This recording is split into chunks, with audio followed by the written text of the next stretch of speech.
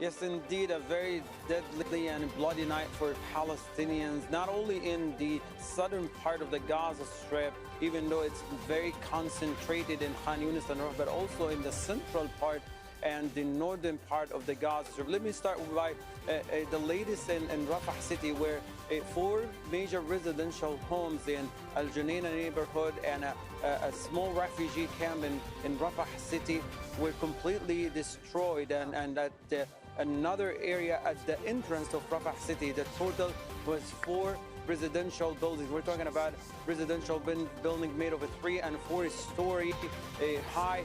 Were completely destroyed. 35 people have been reported killed and multiple other critical injuries. But the worst of these attacks happened here in Khan Younis, where a commercial center, a commercial building at central Khan Younis, an area that's supposed to be safe, where hundreds of people within the past 2 days since the end of the ceasefire have evacuated from the eastern side of Khan Younis, seeking refuge in this commercial building. We're talking about offices, clinics, drug stores, and mini markets, mini market shops and clothing shops, all turned in an evacuation center. People were told of as of early hours of last night to evacuate this commercial buildings, and they became displaced for the second time. But the entire commercial building is located in a very densely populated area. It's a market area at the central part of Khan Younis, was completely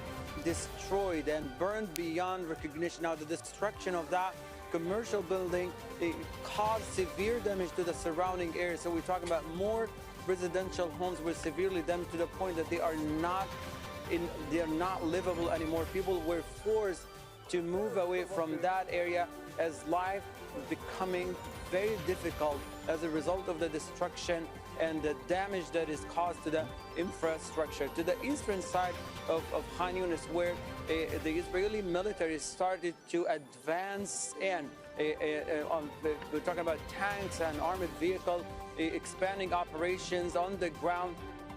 A family that was stranded there, Abu Aliyan family, was still in the eastern side of Abisan, the eastern side of Khan Younis.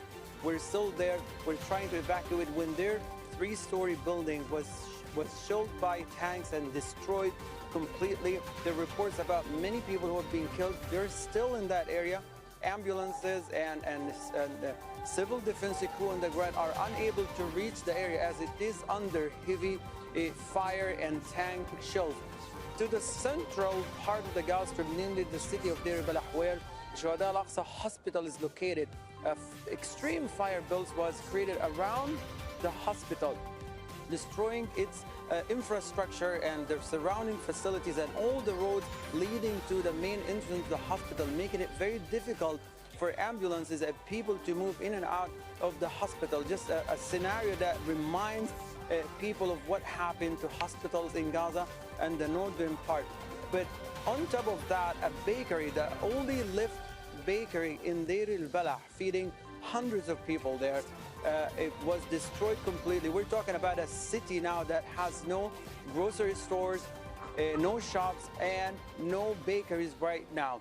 In Gaza City, where the civil defense crew, the only left civil defense crew on the ground, was targeted, and there was an announcement by the civil defense team in Gaza. They aren't able to provide any rescue service because all of their members have been targeted. Make sure to subscribe to a channel to the latest news from RDZ World News.